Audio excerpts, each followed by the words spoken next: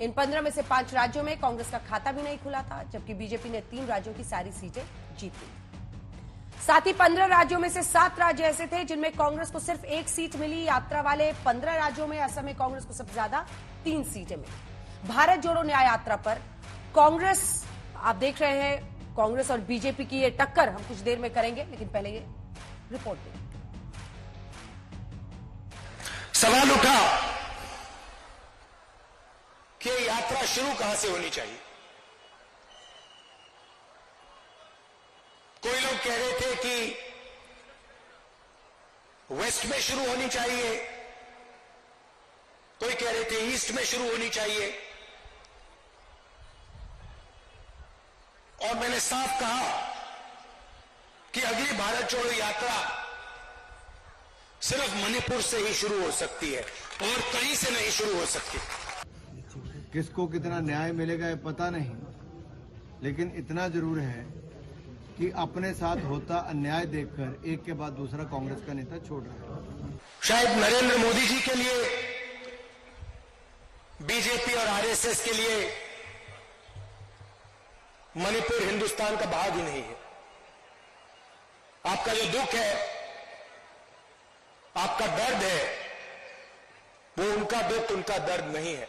जिन लोगों ने देश की 70 साल की आजादी के बाद इस देश में शौचालय तक महिलाओं को नहीं दिए, जिन लोगों के समय पर हद से ज्यादा भ्रष्टाचार था, जिन लोगों के समय पर 120 करोड़ के देश में केवल 11 करोड़ खाते थे, वो न्याय की बात करते हैं।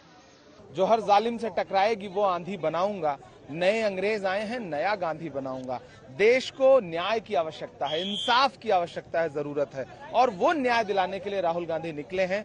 मणिपुर से मुंबई जाएंगे, ये एक ऐतिहासिक यात्रा होगी, ये इतिहास में दर्ज होने वाली यात्रा है। पूरा देश देखेगा कि किस तरह न्याय के लिए, सरकार के जुल्म के खिलाफ एक व्यक्ति खड़ा है जिसका नाम राहुल गांधी। राहुल गांधी जी की भारत बदनाम करो यात्रा का जो नतीजा होता है वो कांग्रेस से वोटर जुड़ता नहीं, वोटर टूट जाता है। ये वास्तविकता में देश हित में नहीं, केवल और केवल सिर्फ राहुल गांधी जी को व्यस्त रखने का उनके दरबारियों के द्वारा एक आयोजित किया गया प्रोग्राम है।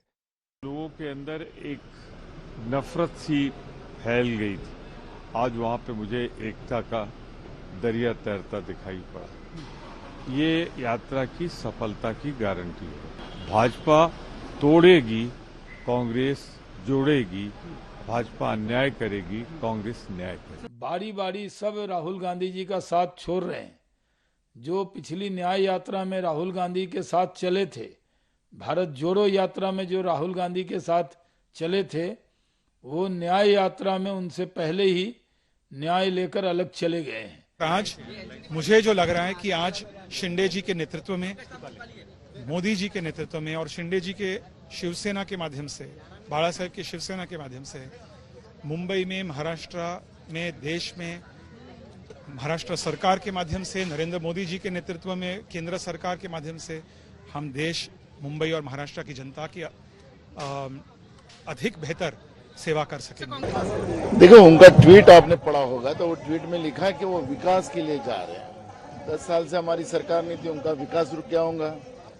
और बीजेपी राहुल गांधी जी की यात्रा से डरती है और वो इस तरह का इवेंट करती है, तो बीजेपी का इवेंट था, लेकिन बीजेपी को कोई फायदा नहीं होगा। और कांग्रेस मजबूत है और कांग्रेस महाराष्ट्र में विन करेगी।